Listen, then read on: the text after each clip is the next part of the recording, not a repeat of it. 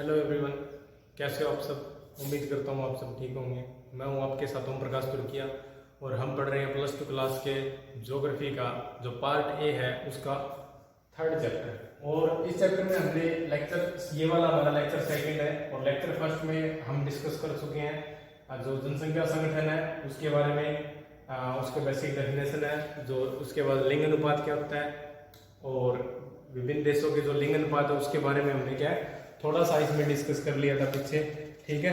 और फिर हमने पढ़ा था जो आयु संरचना उसके बारे में और आयु लिंग और पिरामिड। तो हमने उसको वहां तक छोड़ा था कि आयु, हाँ एक और था मैं बताना भूल गया आपको लास्ट टाइम हम जब डिस्कस कर रहे थे। तो आयु संरचना होती है उसका बता देता हूँ थोड़ा सा ही है बस। आयु संरचना में 3 एज ग्रुप होते हैं, 3 आयु समूह होते हैं, ठीक है। एक तो हो सकता है 0 से 14 तक, ठीक है। फिर होता है 15 से 59 है 59 और फिर है 60 प्लस, ठीक है। ये 3 एज ग्रुप होते हैं। इन दोनों को, इसको और इसको इन दोनों को तो क्या कहेंगे, ये तो होते हैं निर्भर, ठीक है। ये क्या होते हैं, निर्भर होते हैं किसके ऊपर, जो कार्यशील जनसंख्या है। ये क्या होती है, कार्यशील जनसंख्या। इसको क्या बोले, कार्यशील जनसंख्या। यानी जो 15 से 59 उम्र के होते हैं उसको कार्यशील जनसंख्या बोलेंगे, ठीक है। और इसके अलावा जो बाकी जो रह गए हैं, जो 0 से 14 है, ठीक है, और जो 60 नंबर है, वैसे तो गरीब जनसंख्या होगी ये, ठीक है, और ये बच्चे होंगे, ठीक है। इसको कहेंगे निर्भर, ठीक है। किस पे निर्भर है, जो कार्यशील जनसंख्या उनके ऊपर निर्भर है, 0 से 14 और 60 प्लस होते हैं, ठीक है। और ये आप याद रखेंगे किसी भी कंट्री के जो डेवलपमेंट है ये इस एज ग्रुप पे डिपेंड करता है। फिर अगला हमने पढ़ा था आयु लिंग संरचना के बारे में, सॉरी आयु लिंग पिरामिड के बारे में, आयु लिंग पिरामिड के बारे में। तो आयु लिंग पिरामिड है, हमने उसकी 3 स्तर बताए थे। एक तो 3 स्टेजेस थे विश्व के अलग अलग देशों में। एक जहां पर जनसंख्या क्या स्थिर हो, दूसरा जहां पर जनसंख्या है वो विस्तारित होती जनसंख्या हो, सॉरी इसको सेकंड नंबर पे लेंगे, फर्स्ट नंबर पे लेंगे विस्तारित होती है जनसंख्या, विस्तारित यानी बढ़ती हुई जनसंख्या। फिर स्थिर जनसंख्या और तीसरा जो है जो आज हम डिस्कस करेंगे, इन दोनों को हम पढ़ चुके हैं, ये है ह्रासमान, ठीक है, ह्रासमान जनसंख्या। अब विशेषता बढ़ देती है इनकी। आयु लिंग पिरामिड आपको पता होगा कौन सा होता है, कि जिसमें एक स्पेसिफिक जैसे शेप है बनी होती है, जिसमें एक तरफ है यहाँ पर जनसंख्या का अनुपात होता है, जनसंख्या कितने प्रतिशत है, यहाँ दिख रहा होगा आपको, ऊपर बना देता हूँ। फिर इसी के एग्जाम्पल के थ्रू समझेंगे हम कि जनसंख्या का कैसे दिखाते हैं हम, कि यहाँ तो क्या होता है जनसंख्या प्रतिशत में होती है, ठीक है। यहाँ आयु समूह होता है, आयु समूह कौन सा, अलग अलग उम्र के कितने मेल और फीमेल है, ठीक है। वहां पर जनसंख्या प्रतिशत में कितनी है, मान लेते हैं 2, 3, 4, 5%, 0, 2, 4, 6, 8, ठीक है, 2, 4, 6, 8% जनसंख्या, ठीक है। 10 मान लेते हैं यहाँ तक, यहाँ भी 10 मान लेते हैं। एज ग्रुप है यहाँ तक कितने, 0 से 4 है, फिर 5 से 9 है, ठीक है, फिर 10 से 14 है, ठीक है, 15 से फिर 19 है, फिर 20 से कितना हो गया, 20 से 24 है, फिर 25 से 29 है, फिर 30 से 34 है। इस तरह से क्या आगे आगे चलता रहेगा, वो 60 तक प्लस कह सकते हैं, या 60, 70, 80, 100 तक हो सकता है। तो क्योंकि हम जापान का लास्ट वाला पढ़ रहे हैं, ठीक है, तो ये हम 100 प्लस तक ले जाएंगे, ठीक है, कितने एज ग्रुप के कितने लोग हैं। तो अगर हम जापान ये वाला जो ह्रासमान जनसंख्या करें इस तरह की, अगर हम इसकी विशेषताओं की बात करें, पहली बात तो क्या है, जिन देशों में आयु लिंग पिरामिड का आकार है वो क्या होता है, उसका जो आधार होता है वो क्या होता है, संकीर्ण होता है। बिल्कुल क्या होता है, यानी यहाँ पर क्या होता है, संकीर्ण होता है। यानी ये क्या है, यहाँ पर जनसंख्या क्या होती है, कम होती है, और ऊपर के एज ग्रुप में क्या जनसंख्या ज्यादा होती है, ठीक है। इस तरह से क्या है वो बनाया हुआ है, आगे तक ये ऐसे ऐसे बनता जाएगा, ठीक है। तो इसमें क्या होता है, आधार संकीर्ण होता है। संकीर्ण क्या होता है? पतला यानी छोटा होता है। जनसंख्या यहाँ आधार संकीर्ण का मतलब क्या है यहाँ कि यहाँ जन्म दर क्या होती है? कम होती है। उदाहरण कौन से देश का है? जापान का। जापान उन देशों में वहां पर या तो जनसंख्या क्या है? बिल्कुल ही स्थिर हो गई है, ठीक है, या तो बिल्कुल ही स्थिर हो गई है, बिल्कुल ही क्या है? कम हो गई है, घट रही है धीरे धीरे, या तो वो ऋणात्मक हो गई है, या उसकी वृद्धि क्या है? शून्य हो गई है, ठीक है। शून्य वृद्धि किसमें? जनसंख्या में। जनसंख्या अगर वृद्धि की बात करें, जनसंख्या वृद्धि या तो वो क्या होती है? शून्य, और या क्या है? वो ऋणात्मक है। ऋणात्मक यानी उनके मृत्यु दर अधिक है। इसका मतलब यह क्या है कि यहाँ मृत्यु दर क्या पाई जाती है? अधिक, और जन्म दर क्या पाई जाती है? कम पाई जाती है। जन्म दर हमारे यहाँ उल्टा है, हमारे यहाँ जन्म दर अधिक है और मृत्यु दर क्या है? कम है, और जन्म दर अधिक है। जन्म दर क्या है? कम पाई जाती है। किस देश का एग्जाम्पल है? जापान का। कुछ और विशेषताएं हैं। जापान का पिरामिड क्या? संकीर्ण आधार है और उसका आकार सुंडाकार शीर्ष है। सुंडाकार यानी उसका जो ऊपर का भाग है वो थोड़ा निम्न जन्म दर और मृत्यु दर को दर्शाता है, ठीक है। इन देशों में क्या होती है? मृत्यु दर और जन्म दर, सॉरी, दोनों क्या होती है? निम्न होती है। मृत्यु दर और जन्म दर क्या होती है? निम्न, कम।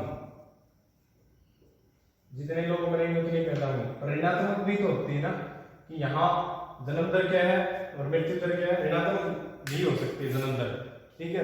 मर्द ज्यादा रहे, मृत्यु दर ज्यादा है, और जन्म दर क्या वो ऋणात्मक में होगा, वो पहले वाला सही था। और शून्य क्या है? जहां पर दोनों बराबर हो, निम्न हो, ठीक है। उन देशों में ये सिचुएशन है वो पाई जाती है। इसके अलावा वृद्ध होती जनसंख्या। अगर किसी देश में अगर ये सिचुएशन पाई जाती है, तीसरा ह्रासमान जनसंख्या जापान में है, वहां पर क्या होगी? वृद्ध होती जनसंख्या होगी। तो वहां क्या होगा?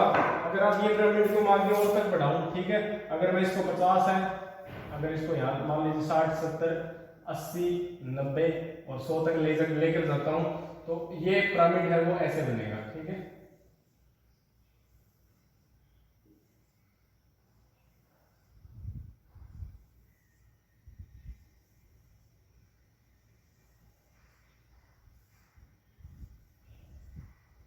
तो ये बन जाएगा, यहां पर क्या? पुरुष, और यहां महिलाएं, ठीक है। क्योंकि आपको पता हो डेवलप कंट्री में पुरुष और महिलाओं की संख्या, मेल और फीमेल की पॉपुलेशन है वो सेम होती है, जनसंख्या में ज्यादा अंतर नहीं होता, बजाय उल्टा होता है कि स्त्रियों की जनसंख्या ज्यादा होती है। पर भारत में ऐसी स्थिति नहीं है, क्योंकि भारत एक विकासशील देश है। शिक्षा, स्वास्थ्य सुविधाओं में अभी तक, और जो सामाजिक जो तानाबाना है उसमें क्या है, अभी तक इतना इंप्रूवमेंट है वो नहीं हो पाया। जिस दिन होगा वो देश है वो तेजी से प्रगति करेगा, ठीक है। तो ये अगर हम देखेंगे तो यहाँ पर क्या उसका आधार क्या? संकीर्ण है, और ये क्या है? उसका जो ऊपरी भाग है वो क्या है? सुंडाकार है। तो इन देशों में क्या होगा? जनसंख्या है वो, बच्चों की संख्या वो कम होगी, और बूढ़ों की जनसंख्या क्या है? वो अधिक होगी, ठीक है। तो वृद्ध होती जनसंख्या का मतलब ये है कि जनसंख्या की एक ऐसी प्रक्रिया है जहां पर बुजुर्ग जनसंख्या का अनुपात है वो क्या हो जाता है? ज्यादा हो जाता है। और ये 20वीं शताब्दी की, अभी जो चल रही है 20वीं और 21वीं शताब्दी, अभी तो 21st चल रही है, 20वीं और जो 21वीं जो शताब्दी है उसका ये उदाहरण है। पहले तो नहीं थे, अभी क्या है? ज्यादा बहुत सारे जो विकसित देश है वहां पर क्या है? वृद्ध जनसंख्या है वो क्या है? बहुत ज्यादा हो गई है। जो बॉक्स में लिखा हुआ है वो क्या है? ज्यादा हो गई है। फिर आगे हम पढ़ते हैं ग्रामीण और नगरीय संगठन। ग्रामीण और नगरीय संगठन, इतना समझ में आ गया होगा आपको। ये कंप्लीट हो गया आपका आयोनिक पिरामिड। आपको ये वाला जो पिरामिड है वो नहीं बनाना है, ना ही याद करना है, एग्जाम में भी नहीं बनाना है। हाँ, ये बना बनाया आ सकता है, डायग्राम आ गया मान लीजिए इस तरह से बना हुआ आ गया, तो आपको पता होना चाहिए भी कि ये कौन से देश का एग्जाम्पल है। तो तीनों देशों में देखोगे आप, विस्तारित होती जनसंख्या, इसके अलावा वृद्ध होती जनसंख्या, ठीक है, सॉरी, विस्तारित होती जनसंख्या, स्थिर जनसंख्या, और उसके अलावा ह्रासमान जनसंख्या। तीनों पिरामिड का पता होना चाहिए। हर एक देश का एक एक एग्जाम्पल है, उनकी विशेषताएं, जन्म दर क्या है, मृत्यु दर क्या है, उसके जो आयु लिंग पिरामिड है उसका साइज जैसा है, घंटाकार है, ठीक है, सुंडाकार है, त्रिभुजाकार है, त्रिभुज जैसा है, ठीक है। ये चीज आपको पता होनी चाहिए, ठीक है। इस चीज को आप ध्यान रखेंगे। एग्जाम में डायग्राम आ गया और फिर आपसे क्या है? क्वेश्चन पूछा जाएगा, तो ये चीज आप याद रखेंगे, जरूर याद रखनी है आपको, ये एग्जाम में ऐसे ही पूछा जाता है। फिर आगे है ग्रामीण नगरीय संगठन, ठीक है, ग्रामीण नगरीय संगठन, ग्रामीण नगरीय संगठन, दो चीजें हैं यहाँ, ग्रामीण किसे कहेंगे, नगरीय किसे कहेंगे। अलग अलग देशों में अलग अलग इसकी परिभाषा है कि किन देशों में ग्रामीण को ग्रामीण कहेंगे, किसे ग्रामीण कहेंगे। तो यहाँ मैं बता देता हूँ आपको साफ साफ शब्दों में, जो बुक में भी लिखा हुआ है कि जिन क्षेत्रों में जहां कृषिगत कार्य अधिक होते हो, कृषिगत या कृषि से जुड़े हुए काम कौन कौन से हैं, खेती करना, पशुपालना, खनन का काम करना, मछली पालन करना, ठीक है, पशुचारण करना। तो कृषिगत कार्य हैं वो अगर अधिक हो, कृषिगत कार्य है अधिक होना ग्रामीण क्षेत्रों की पहचान है। किसकी? ग्रामीण क्षेत्रों की पहचान है, ग्रामीण क्षेत्रों की पहचान है। और दूसरा, अगर नगरीय क्षेत्रों की बात करें तो यहां पर गैर कृषिगत, या मैं कहूं कि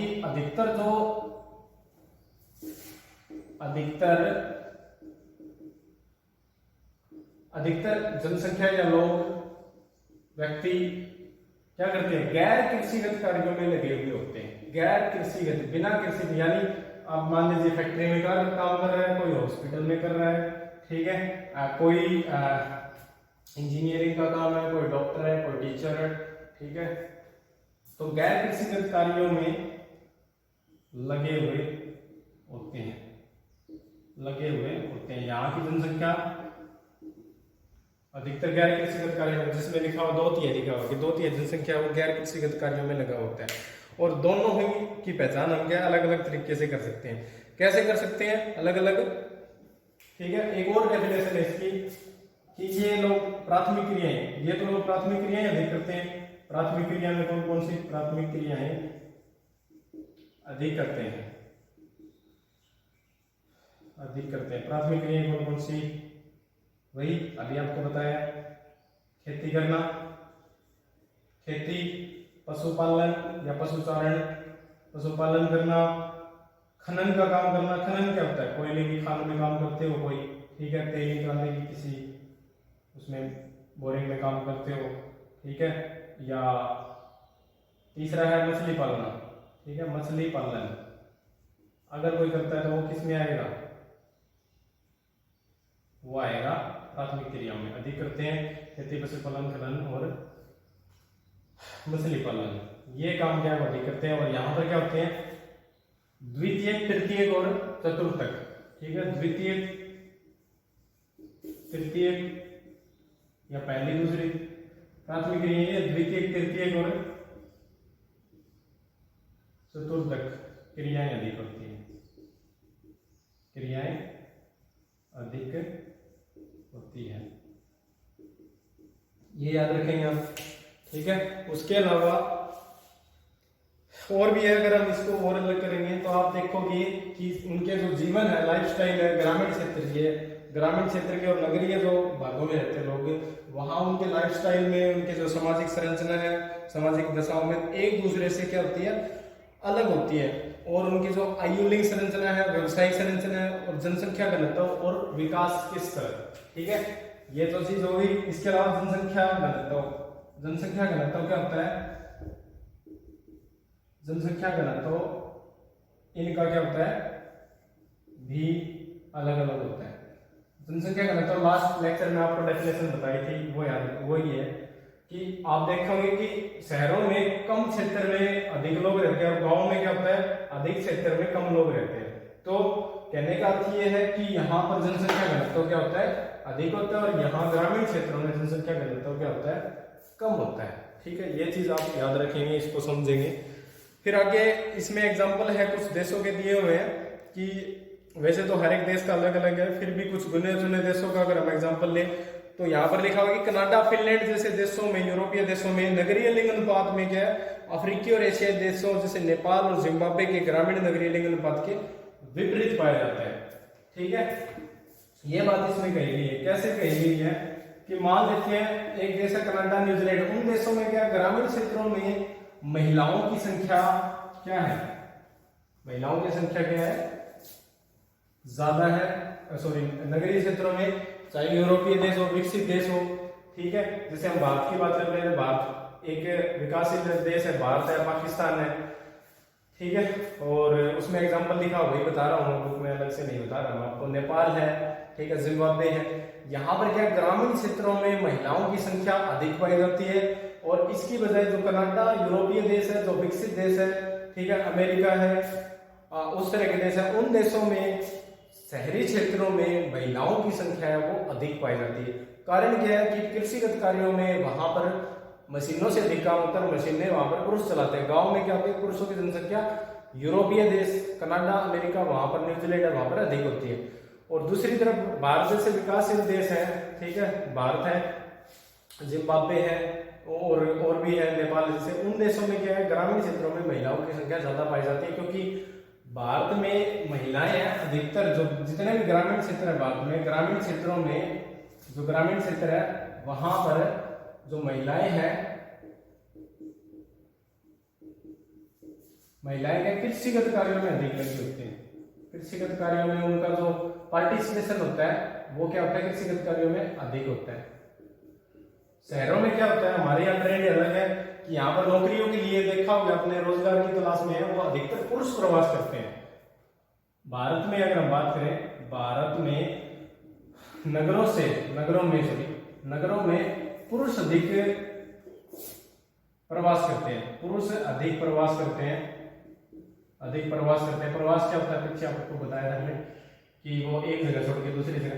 नगरों में ज्यादा जाए जाते हैं। अगर नगर में पुरुष जाते रहेंगे तो वहां पर पुरुषों की जनसंख्या ज्यादा हो जाएगी, महिलाओं की क्या कम हो जाएगी। तो इसीलिए क्या है, जो ग्रामीण नगरीय जनसंख्या संगठन है, या हम करते हैं कार्य की बात करें, तो वहां पर पुरुषों का ज्यादा होगा जनसंख्या, और महिलाओं की क्या होगी, नगरों में कम होगी। भारत के एग्जाम्पल की बात कर रहा हूँ। यूरोपीय देशों में इसके क्या होता है, बिल्कुल विपरीत होता है, ठीक है। और रोजगार के अवसर में अब बात करते हैं कि भारत में महिलाओं की जो स्थिति है वो ग्रामीण क्षेत्रों में, ठीक है, नगरों में महिलाएं हैं वो रोजगार की तलाश में, कार्य के लिए क्या क्यों नहीं जा पाती, उसके कारण क्या है। पहली बात तो जो सामाजिक जो ताना बाना है, ठीक है, वो है। दूसरी, महिलाओं की जो सुरक्षा है वो स्थिति है। और इसके अलावा जो वहां रहने की जो सुविधाएं हैं, रहन सहन की जो सुविधाएं हैं, उसमें भी क्या है, लागत है नगरों में वो अधिक पाई जाती है, ठीक है। और इसीलिए क्या है, महिलाएं, ये जो 3-4 जो चीजें मैंने बताई हैं, सुरक्षा, ठीक है, कि महिलाएं, मैं क्या बता रहा हूं आपको कि महिलाएं नगरों में, भारत की बात कर रहे हैं, भारत जैसे देशों में, एशियाई देशों में, ठीक है, एशिया के देशों में, मोस्टली देशों में, एशिया के जो देश हैं वहां पर महिलाएं नगरों में कम प्रवास क्यों करती है, कम प्रवास, उसके कारण क्या है, कम क्यों जाती है वहां पर, या उसको प्रवास को रोकती क्यों है। उसका कारण पहला तो सुरक्षा, और दूसरा वहां पर रहन सहन क्या होता है, उसकी लागत क्या होता है, रहन सहन महंगा, ये क्या होता है, ज्यादा होता है, ठीक है। रोजगार की जो आपको पता होगा समानता कितनी है, रोजगार की जो फैसिलिटीज है वो क्या होती है, कम होती है, उनको अपॉर्चुनिटीज है। जैसे मान लीजिए किसी फैक्ट्री में काम करवाना हो तो फैक्ट्री वाले ही खुद ये सोचते हैं कि महिलाएं कम काम करेंगी, ठीक है, ये सोचते हैं, ठीक है, सच्चाई है। आप खुद इस चीज को ऑब्जर्व कर सकते हो, आपके आसपास के एरिया में फैक्ट्री लगी हुई है कि वहां पर कितनी महिलाएं काम करती है, ठीक है। रोजगार कम होता है, रोजगार के मौके कम होते हैं, ठीक है। ये 3-4 चीजें हैं जो क्या है, महिलाओं के प्रवास को क्या रोकती है। साक्षरता की बात करते हैं, साक्षरता की डेफिनेशन क्या होती है, आगे ग्रामीण नगरीय पढ़ लिया हमने सेक्शन, 2 पॉइंट हो रहे हैं, अभी खत्म कर देते हैं, 2 ही लेक्चर में हो जाएगा। साक्षरता क्या होती है, भारतीय अगर हिसाब से बात करें कि जो व्यक्ति 7 साल से अधिक उम्र का है, 7 वर्ष से अधिक का है, भारतीय साक्षरता मतलब साक्षर, पढ़ा लिखा किसको कहेंगे, ये साक्षरता का पॉइंट था। और हम क्या बात कर रहे हैं, साक्षर किसे कहेंगे, पढ़ा लिखा किसको कहेंगे। 7 वर्ष से जिसकी उम्र अधिक हो, ठीक है, और जिसको अपनी क्षेत्रीय भाषा बोलना, पढ़ना, लिखना, और जो गणितीय मैथमेटिक कैलकुलेशन अगर जिसको आता है तो हम उसको क्या कहेंगे, साक्षर कहेंगे, ठीक है। और वरना क्या है, वो निरक्षर है, ठीक है। तो भारत में साक्षरता का जो सिनेरियो है वो हम अब दूसरे वाली बुक में पढ़ेंगे। तो साक्षरता से क्या होता है, तो इसमें डेफिनेशन है कि साक्षरता दर 7 वर्ष से अधिक आयु की जनसंख्या के उस प्रतिशत को सूचित करता है जो पढ़ लिख सकता है, जिसको समझ और अंकगणितीय परिकलन की योग्यता। ठीक है। और इससे हमें पता चलता है कि वहां पर की शैक्षणिक सुविधा कैसी, रहन सहन कैसा है, वहां पर महिलाओं की स्थिति कैसी है, किससे पता चलता है, साक्षरता से। अगर साक्षरता कम होगी तो वहां पर आपको ऑटोमेटिकली क्या होगा, वहां पर जो व्यवस्था है, सिस्टम है, वो क्या होगा, डाउन होगा। ठीक है। शिक्षा शैक्षणिक स्तर कम होगा, साफ ही पता चल जाता है। अगला पॉइंट है हमारा व्यवसायिक संरचना। व्यवसायिक संरचना, व्यवसायिक संरचना में क्या है, आपको पता होगा 15 से 19 वर्ष के लोग हैं वो कार्यशील जनसंख्या के अंतर्गत आते हैं। ठीक है। जो अलग अलग सेवाओं में लगे हुए होते हैं। ठीक है। व्यवसायिक संरचना, व्यवसायिक संरचना,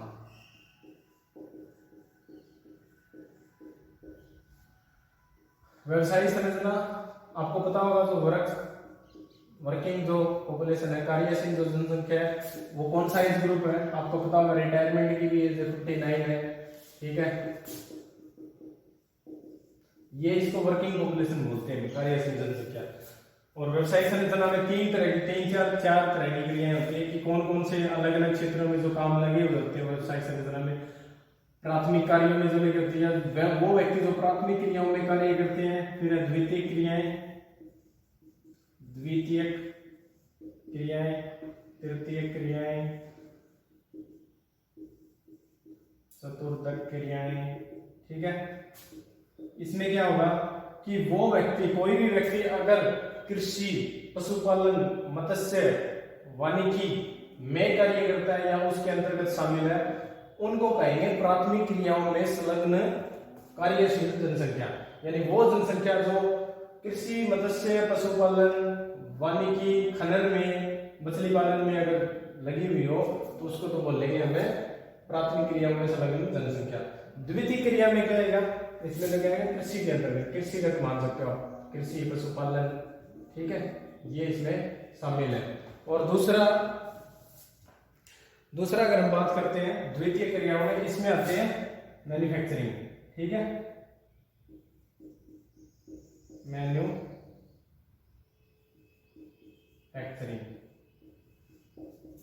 ठीक है। या आप ये कह सकते हो जो औद्योगिक कार्यों में जो लगे होते हैं, औद्योगिक कार्यों में लगे होते हैं अधिकतर जनसंख्या। और अधिकतर देशों की जो विकास है वो इस पे डिपेंड होता है। ठीक है। तृतीय क्रियाओं में कौन लगे होते हैं, तृतीय क्रियाओं में यहां जो परिवहन के अंतर्गत शामिल हो जनसंख्या, संचार में हो। ठीक है। संचार, परिवहन। ठीक है। बैंकिंग जैसे कार्यों में जो जनसंख्या, जैसे कार्यों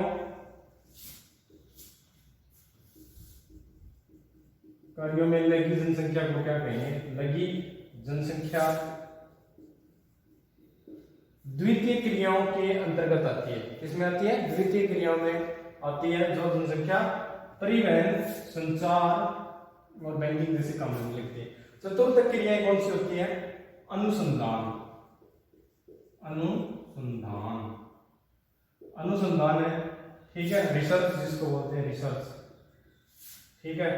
और जो विद्वान होते हैं, ठीक है, विद्वान है, और विद्वान है, अनुसंधान करता है। एक और था उसमें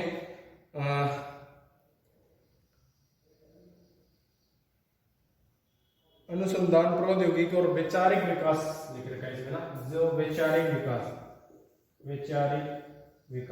उदाहरण बताता हूँ।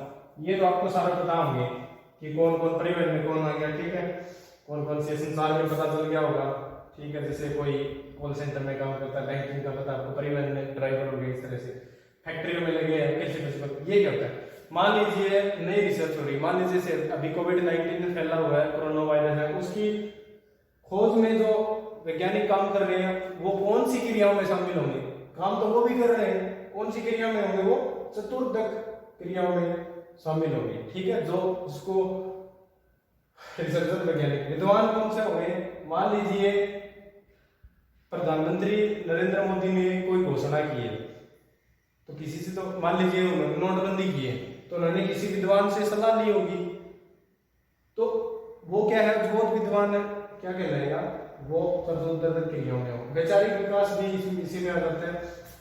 जैसे आपको पता होगा अभी रक्षा से जुड़े मामले हैं, रक्षा सुरक्षा से जुड़े मामले हैं, तो क्या करता है डिफेंस मिनिस्ट्री है, वो क्या करता है, एक जो पहले से जो कोई आर्मी का चीफ हो, रिटायर्ड जनरल हो, लेफ्टिनेंट हो, या कोई और व्यक्ति हो, उससे क्या करता है, उसको स्पेशली अपॉइंट करता है, ठीक है, और अपने पास सिर्फ विचार रखने के लिए, सिर्फ उसका क्या आइडिया है उसके बारे में सिर्फ ये पूछने के लिए क्या उनको क्या रिकमेंड किया जाता है, उनको क्या रखा जाता है।